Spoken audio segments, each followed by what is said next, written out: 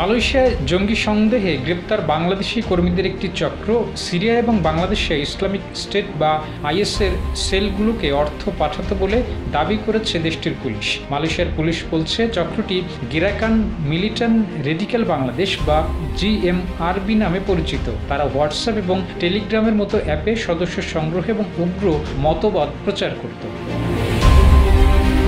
Malaysia police 4 July শুক্রবার সংবাদ সম্মেলনে জানিয়েছে, চলতি বছরের এপ্রিল থেকে ধারাবাহিক অভিযানে 36 বাংলাদেশিকে আটক করা হয়। যাদের আটক করা হয়েছে তারা মূলত কারখানা, নির্মাণ ও সেবা খাতে কর্মরত ছিলেন।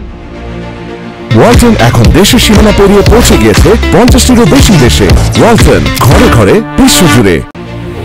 যদিও 27 জুন 36 বাংলাদেশিকে জঙ্গি সন্দেহে আটকের খবর প্রথম প্রকাশ করে মালয়েশিয়ার সংবাদ মাধ্যমগুলো। এ নিয়ে বাংলাদেশের পররাষ্ট্র উপদেষ্টা তৌহিদ হোসেন 3 জুলাই বৃহস্পতিবার ঢাকায় একটি সংবাদ সম্মেলনও করেছেন। তিনি বলেছেন, তাদের সন্ত্রাসবাদী সন্দেহে আটক করেছে, বিস্তারিত জানার চেষ্টা করা হচ্ছে। পুলিশের বিশেষ শাখা এসবি জানিয়েছে, জঙ্গি সন্দেহে মালয়েশিয়ায় যারা গ্রেপ্তার হয়েছেন তারা দেশে ফিরে আসলে তাদের জিজ্ঞাসাবাদ করা হবে কী ধরনের তৎপরতার জন্য তাদের গ্রেপ্তার করা হয়েছে।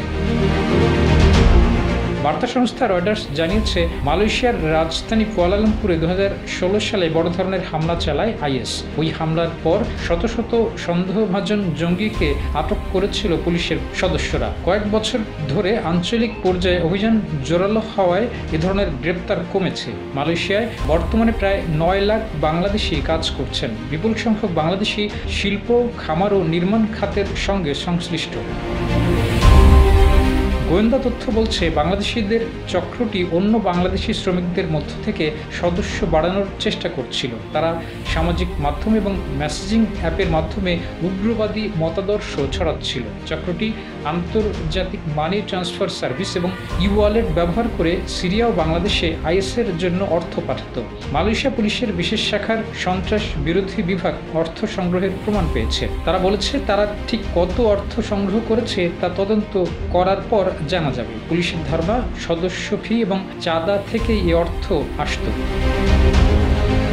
পুলিশ জানিয়েছে, হোয়াটসঅ্যাপ গ্রুপে তাদের সদস্য সংখ্যা 100 থেকে 150 জন। প্রাথমিক তদন্তে দেখা গেছে, প্রত্যেক সদস্যকে বছরে 500 রিঙ্গিত ফি দিতে হতো। তবে অনুদানের পরিমাণ নির্ভর করে সদস্যদের উপর। আঞ্চলিক বা আন্তর্জাতিক আইএস সেলগুলোর সঙ্গে চক্রটির কোনো সংযোগ আছে কিনা তা খতিয়ে দেখছে পুলিশ।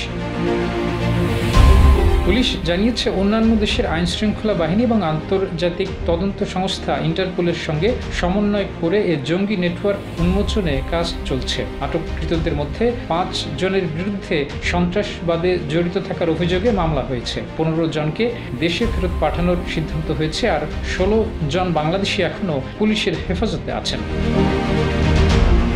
Desk report.